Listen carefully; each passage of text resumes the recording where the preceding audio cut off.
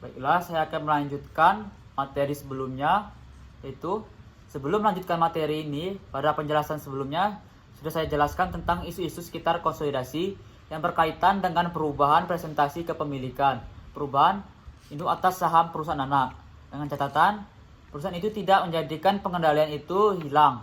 Artinya kalau terjadi perubahan maka tidak sampai perubahan itu menjadi di bawah 50%. Karena di bawah 50% itu pengendalian yang sudah hilang, perubahan yang terjadi tersebut dikarenakan adanya aktivitas transaksi perusahaan induk maupun aktivitas transaksi perusahaan anak. Sekarang saya akan menjelaskan lagi bagaimana akuisisi sahamnya tidak dilakukan di awal periode, tapi dilakukan pada interim atau di antara periode awal dan periode akhir. Sebelum itu, aktivitas induk yang melibatkan perusahaan kepemilikan saham PT induk atas PT anak meliputi apa saja. Jadi, perusahaan induk membeli sahamnya PT anak, tapi yang dibeli pada orang ketiga. Pada konsekuensinya bagi PT induk, PT anak dan kepentingan non pengendali, jawabannya bagi kepemilikan saham PT induk atas PT anak bertambah dan presentasi kepentingan non pengendali berkurang atau menurun. Terkait di PSAK 65 menyatakan bahwa kalau terjadi transaksi seperti ini yang berdampak perubahan pada kepemilikan PT induk atas PT anak, maka yang harus dilakukan oleh PT induk ketika menyusun laporan keuangan konsolidasian adalah mengakui sebagian entitas. Apa yang diperbandingkan sehingga muncul? Kan ada yang diperbandingkan, terjadi nilai investasi saham yang dimiliki PT induk sebagai akibat pertambahan saham yang ia peroleh. Bagaimana cara menghitungnya? Nah, nilai aset bersih dan PT anak dia dikali pertambahan kepemilikan. Nah, nilai aset bersih pada PT anak itu untuk tanggal 31 Desember, maka dari itu kita harus mencari nilai aset bersih dari PT anak pada 31 Desember. Bagaimana cara menghitungnya? Nah, nilai awal tahun ditambah laba awal tahun yang ditambah penyesuaiannya atau dikurang nilai penyesuaian. Yang dikatakan menambah jika PT anak mengumumkan laba, tapi jika PT anak mengumumkan lagi rugi, maka penyesuaian mengurang. Lalu yang perlu disesuaikan lagi adalah dividen. Apabila PT anak mengeluarkan dividen, maka dividen ini sebagai pengurang. Langkah selanjutnya kita mengalihkan dengan berapa persen tambahan saham. Hasilnya, berapa nilai hasil investasi atau tambahan investasi yang didapatkan oleh PT induk. Nah, karena dia memperoleh tambahan kepemilikan saham sehingga ada peningkatan nilai investasi pada PT anak. Lalu akan dibandingkan imbalan yang diserahkan oleh PT induk sehingga dia memperoleh tambahan saham. Lalu selisihnya seandainya lebih besar peningkatan investasi PT induk pada besar peningkatan investasi, maka di situ akan menambah ekuitas. Nah, itu kalau selisihnya positif. Kalau sebaliknya maka itu akan mengurangi ekuitas. Yang kedua, itu berkaitan dengan aktivitas induk, yaitu kebalikan. Kalau tadi induk membeli tambahan saham, sekarang kebalikannya, perusahaan induk melepas bagian sahamnya dan dibeli oleh pihak lain.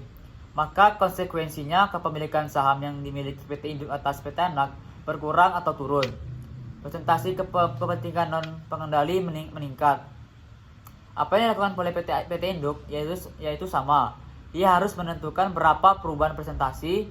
Tentu perubahannya berupa penurunan investasi dibandingkan dengan berapa imbalan yang dia peroleh. Karena dia menjual saham yang dimiliki pada pihak ketiga, maka ia menerima berupa kas. Nah, yang ketiga, aktivitas yang dilakukan oleh PT anak, yaitu PT anak menerbitkan tambahan saham baru yang dibeli oleh PT induk. Maka ada perubahan kepemilikan saham pada PT anak. Bagaimana cara presentasikannya? Presentasi saham PT anak PT induk ketika menambah saham pada PT anak, jumlah kepemilikan saham sebelumnya ditambah saham yang baru dibeli pada PT anak, lalu dikali jumlah saham yang beredar pada PT anak. PT induk akan melakukan perhitungan apakah kepemilikan ini nilai investasi yang dimiliki PT induk meningkat. Jelas perhitungan nilai tercatat investasi sebelumnya dan sesudah ini memiliki selisih. Selisih ini bandingkan dengan jumlah yang dikeluarkan PT Induk. Jika selisih ini lebih dari uang yang dikeluarkan, maka selisih itu yang diakui sebagai penambah entitas. Baiklah, kita akan melanjutkan materi selanjutnya, masih tentang transaksi entitas anak menjual saham tambahan pada pihak ketiga. Jadi di sini perusahaan anak menerbitkan saham tambahan tapi dijual kepada orang ketiga. Maka konsekuensinya ini akan mengurangi kepemilikan saham PT Induk pada entitas PT anak. Maka yang pertama kita harus menghitung apakah entitas ini pada nilai tercatat itu berapa. Bisa kita lihat dampak dari penerbitan saham baru adalah turunnya kepemilikan PT Induk. Penerbitan tambahan saham yang dilakukan oleh PT anak itu meningkatkan ekuitasnya. Karena dengan menerbitkan tambahan saham, maka PT anak mencatat modal saham maka pada debit. Berarti terjadi peningkatan ekuitas PT anak. Langkah selanjutnya adalah kita jurnal eliminasi. Sebelum itu kita terus menghitung dulu berapa posisi dari nilai investasi PT Induk, berapa nilai yang dipentingkan non pengendali. Dimulai dari saldo awal PT Induk, kepentingan non pengendali. Nah, kemudian PT anak mengumumkan laba bersih. Lalu dividen yang mengurangi saldo laba, kemudian menerbitkan saham baru yang ternyata menyebabkan nilai kepemilikan menurun dan meningkatkan kepentingan non pengendali. Maka dapatlah hasil akhir dari saldo laba. Selanjutnya jurnal eliminasi. Yang pertama eliminasi adalah saham biasa yang tambahan nol diseto, saldo laba bagian nol lagi non pengendali, dan laba atas PT anak dikredit pada dividen, investasi pada PT anak dan kepentingan non pengendali. Lalu ada lagi aktivitas entitas anak membeli saham treasury dari entitas induk. Saham yang ditarik atau dibeli merupakan saham dari entitas induk. Maka jumlah saham pada PT induk itu turun dari sebelumnya. Karena saham yang beredar menurun, maka presentasi kepemilikan PT induk juga menurun. Sebelum itu kita harus menghitung apakah akuisisi saham tersebut pada nilai tercatat itu atau tidak. Nah, dengan cara kalikan persentase kepemilikan induk dengan total ekuitas PT anak.